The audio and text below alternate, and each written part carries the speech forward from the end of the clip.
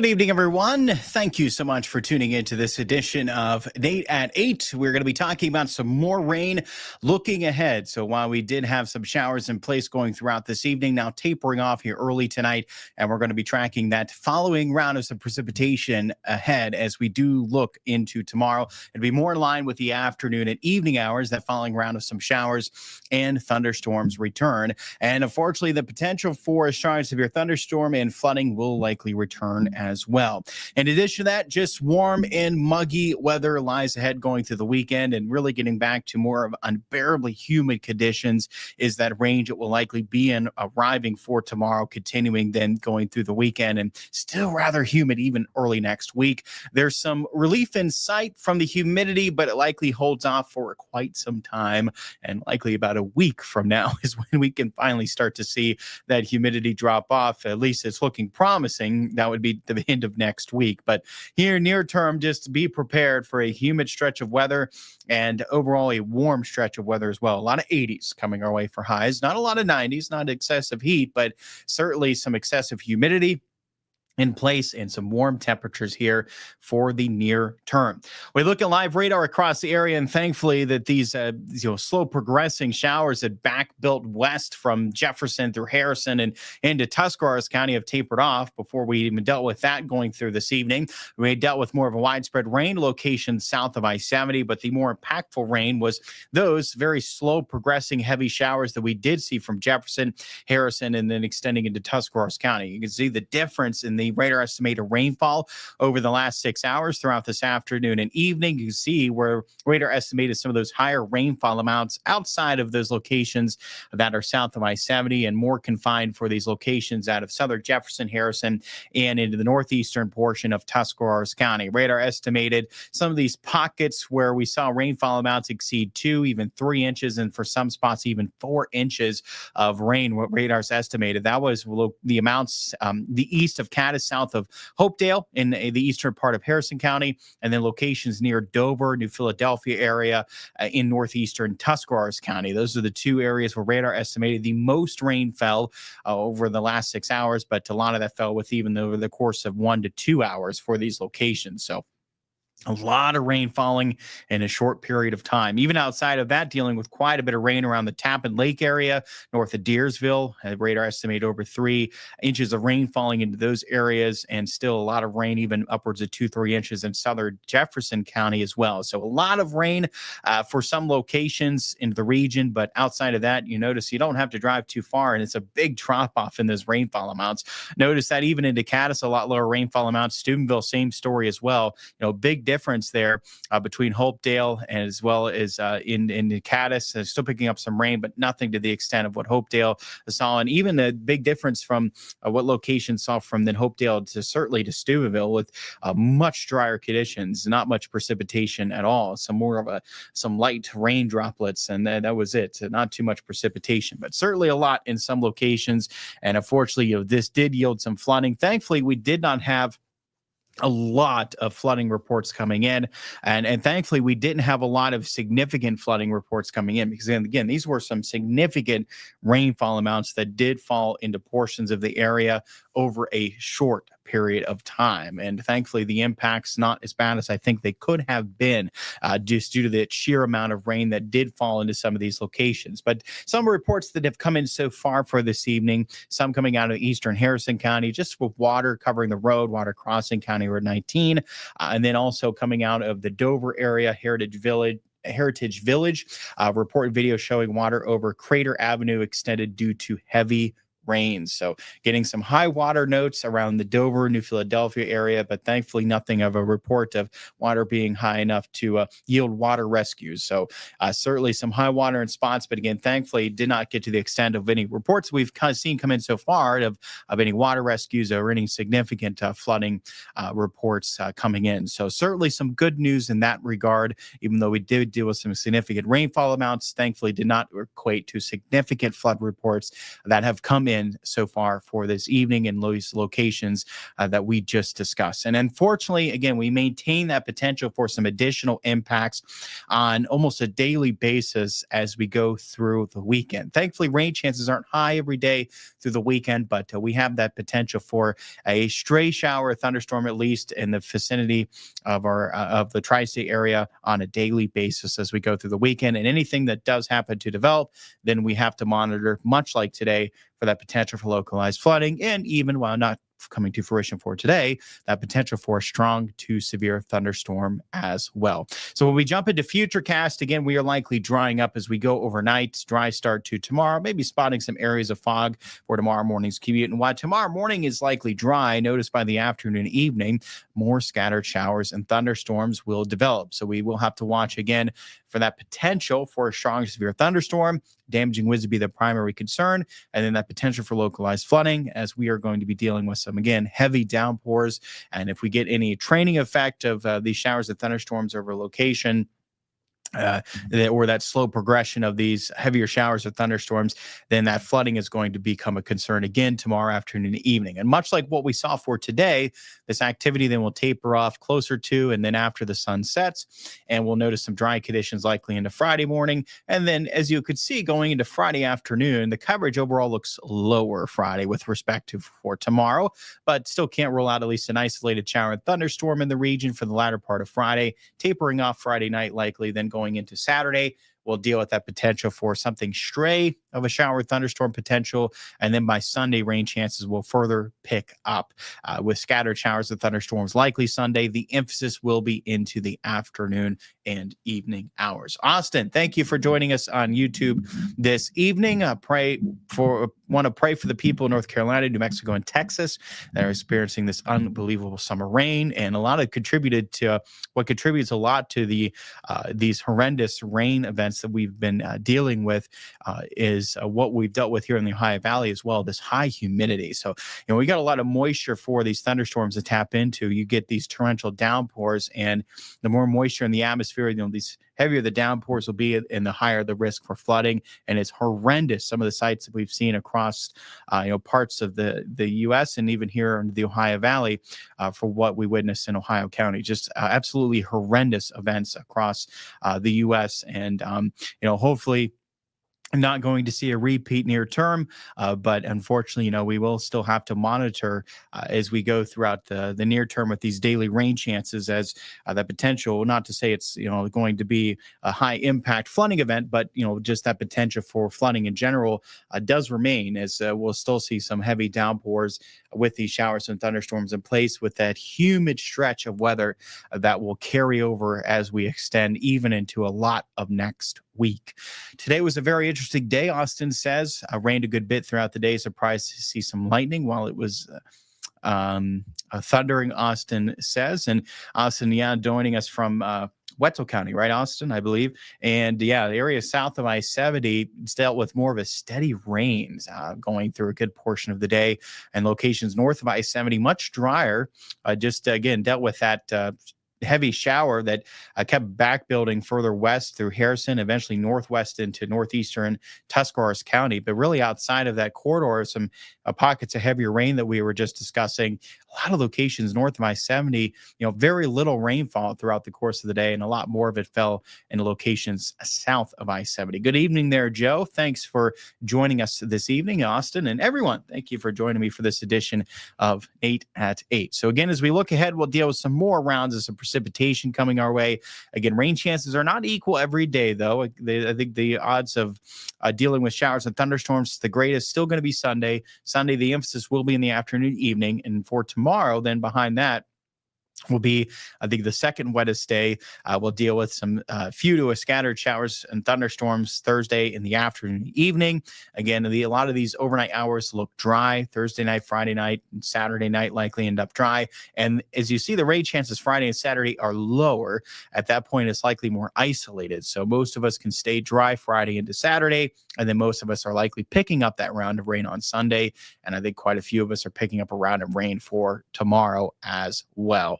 So those are the 2 days, especially to watch as we go through the weekend for scattered showers and thunderstorms. And by Monday, we can still have a few showers and thunderstorms lingering. Then rain chances do look to drop further going into Tuesday and into that middle part of next week. We can see those rain chances further lower. An isolated shower and thunderstorm is possible by Wednesday, but overall, not great chance of rain into next Tuesday and Wednesday as high temperatures will pick up back closer to 90 and will likely be near 90 on Saturday as well. So the heat does start to become a bit more excessive during those two time periods, but for a lot of the stretch in the next 10 days, the heat's not real excessive, but I'd say the humidity is more on the excessive side.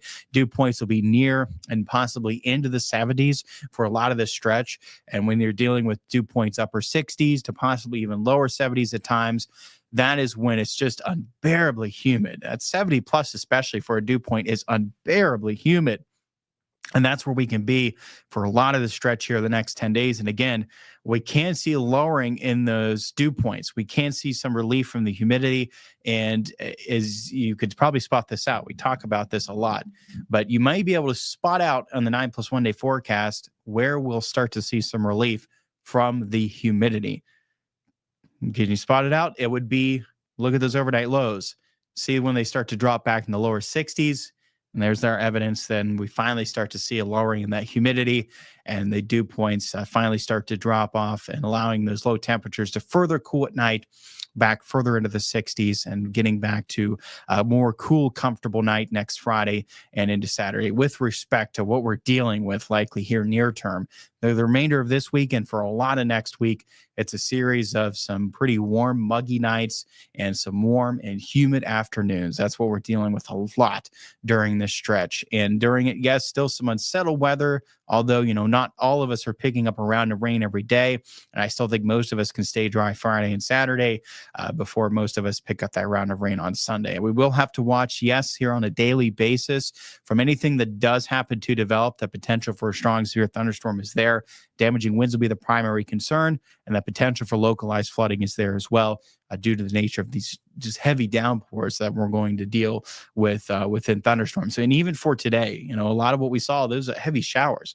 We did not see much lightning register within those cells that developed in southern Jefferson and moving through Harrison and into Tuscarawas County, but still heavy enough downpours and even showers that we dealt with those flooding concerns across portions of Harrison, Jefferson, as well as Tuscarawas County.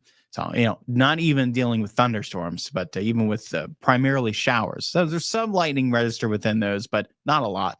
It was primarily showers during that stretch. So, that being said, still, heavy showers within heavy rain within showers, and then torrential downpours really in thunderstorms. And that's what we'll be watching for on a daily basis of anything that does happen to develop going into next week. So it's a good time to keep weather aware. And of course, we keep a very close eye on what does develop in the afternoon and evening and any potential impacts we can face. And I always try to give you a heads up. I post on Nathan Shutt News 9 as well as on X in Shutt WTOV. I try to give you a heads up on locations to watch for flooding concerns where we start to see, whether we start to see more of a stationary heavy rain over location, or we start to see a series of heavy rain moving over the same location. I try to post and give a heads up on areas to watch for potential flooding as it does happen.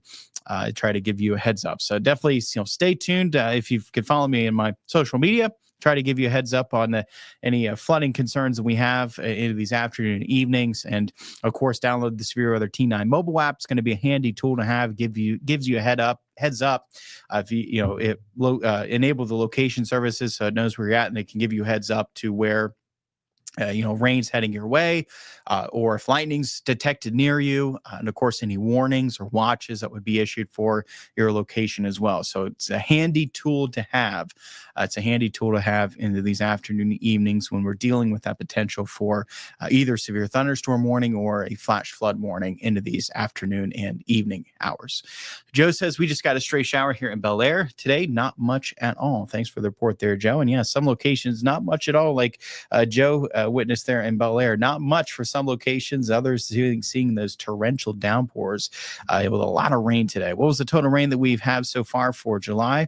And Carol says, thank you. You're welcome, Carol. Thank you. Thank you for tuning in to this edition of Nate at 8. So in terms of total rainfall, let's actually pull up a graphic that we can pull up and look at our total rainfall. Just give me a minute and I'll pull it up.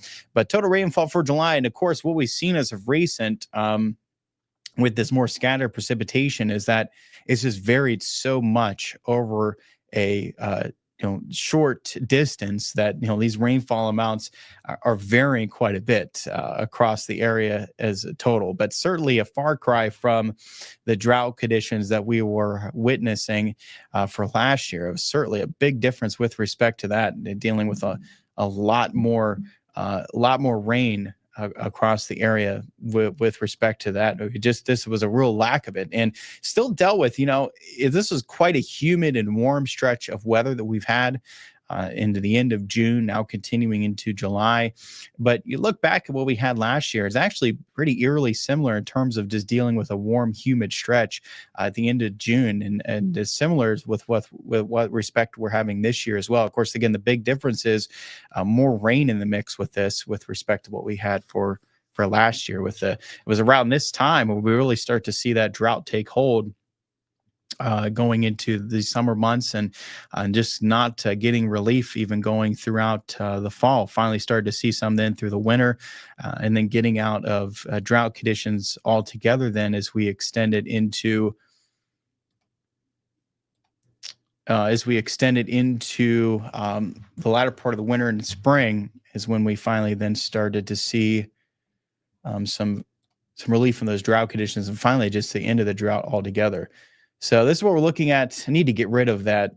I had that up there, I believe, for last month for precipitation in June. This is for July. And looking at what we've had so far for July at the Wheeling, Ohio County Airport, we've noticed 0.71 inches for the month, 0.92 is normal for the year. Now looking at above a surplus of almost a half of an inch. So for the year, 20.57 inches of rain, normally 20.09. So that's where we stand for the month and year. Again, this is the Wheeling, Ohio County Airport. These amounts are going to vary quite drastically across the area, obviously, right? Some locations, they already picked up over 0.71 inches of rain, right? And that's the nature of dealing with these showers and thunderstorms this time of the year. When this precipitation is more scattered, it does become difficult to pinpoint a specific location. And, I know a lot of us would love to know, when the precipitation scatters, is it going to hit my place or is it going to stay dry, right? And unfortunately, that's still where the limitation is in modern forecasting when you're dealing with these more hit or miss showers and thunderstorms that models still have that overall limitation. It is a very difficult task to try to pinpoint a precise location of where we'll see that thunderstorm develop into the afternoon hours. That is still a limitation in the forecasting capabilities, and it is it varies quite a bit from one location to the next. So it is in that type of pattern as we go through this weekend, where I still think most of us end up dry Friday and Saturday, and then more of us are going to see a potential for at least a shower and thunderstorm for Thursday as well as for Sunday.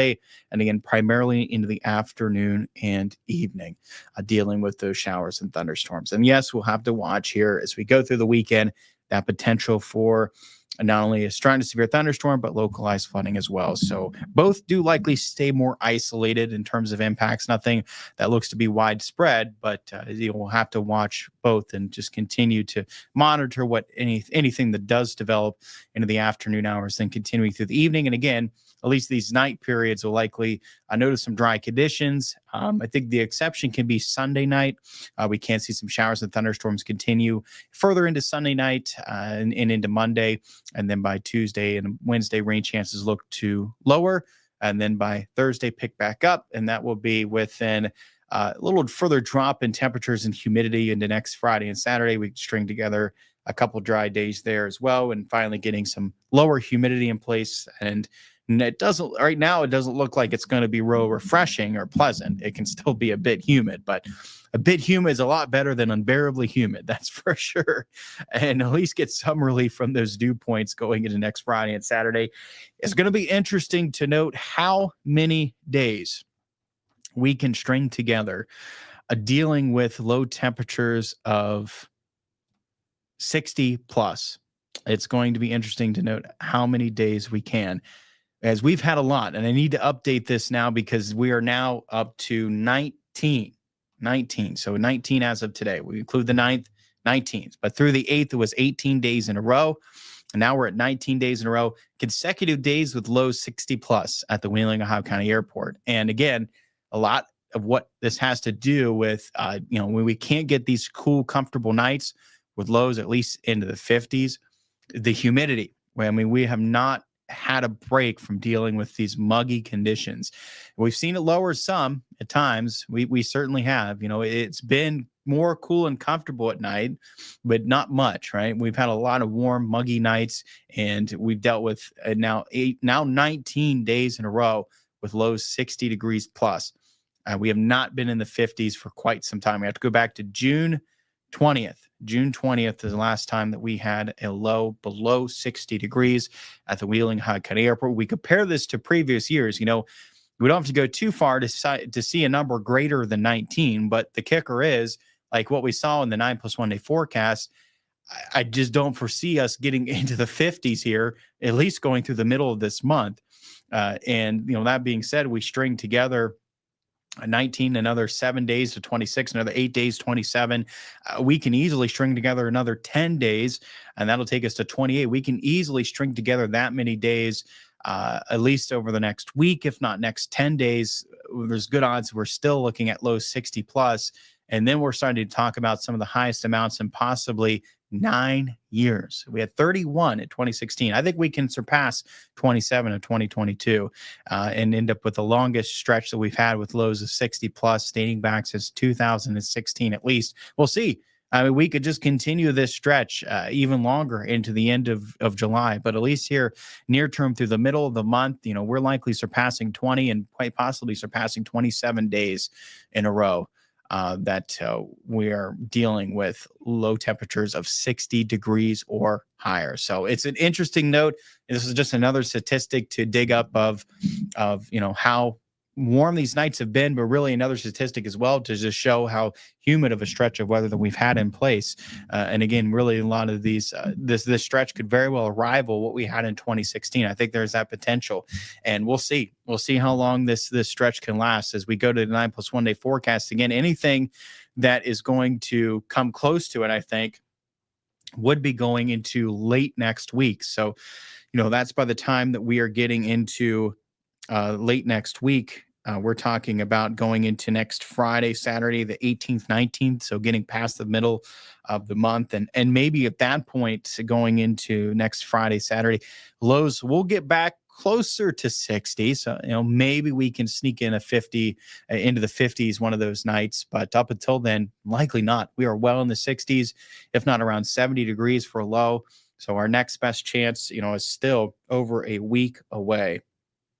And that's why I say, we're still adding quite a bit to that stretch. And, it's going to end up being the longest. And I think good chance to be the longest in a handful of years, maybe even the longest in 9 years, almost 10 years. So, yeah, certainly a testament to how muggy of a stretch this is for us here, coming out of the end of June and now continuing into July. So just an interesting tidbit of another statistic that dug up yesterday of just another way to show how, again, we've had, a lack of these cool, comfortable nights, and which it would be so nice. It would be so nice, wouldn't it? But yeah, it gets to be that, it's just rough when you're still dealing with, not that it was really hot, it's still very warm. Not that it's really hot in these afternoons, but it's still very warm, and it's, excessively humid. And it's just, when you're still dealing with these warm, muggy nights, it's just, you can't get much relief from it, right? It's like you just can't catch a break from dealing with these warm, muggy conditions. And that has been the case, unfortunately, as of recent. Again, we'll look ahead to next Friday, Saturday. Hopefully, maybe we can trend even a little bit cooler than what's forecasted now, as it is quite far out, but hopefully. All right, our fingers are crossed. Maybe we can finally get back into the 50s. going into the following weekend, hopefully. But here near term, unfortunately, not going to be the case. Joe says, thank you. Thank you, Joe. Thanks for tuning in again. And Sandy, can you imagine if this rain was snow? It'd be a lot. And getting some thunder snow as well. That would be quite significant. That is for sure. And Ella saying, hi there. Hello there, Ella. Thank you so much, all of you, for tuning into this edition of 88. I appreciate it, as always. I hope everyone had a wonderful day. Hope everyone did stay safe if you were tuning in from those areas that did deal with some flooding. Hopefully it didn't affect you too badly, where we did deal with the flooding into Harrison, Jefferson, and into Tuscarawas County. And again, thankfully now at this point, we are noticing that those showers are tapering off.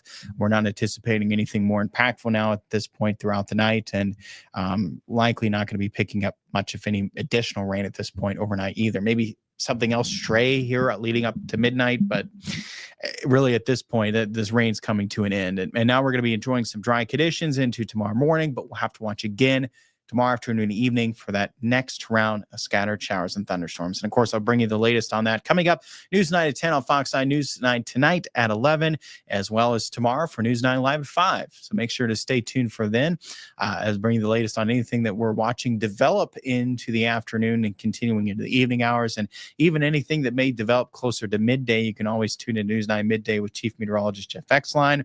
And we'll be right back here tomorrow evening. So anything continuing into the evening hours, we make sure to keep you posted on what we're tracking with that next edition of Nate at 8 tomorrow evening.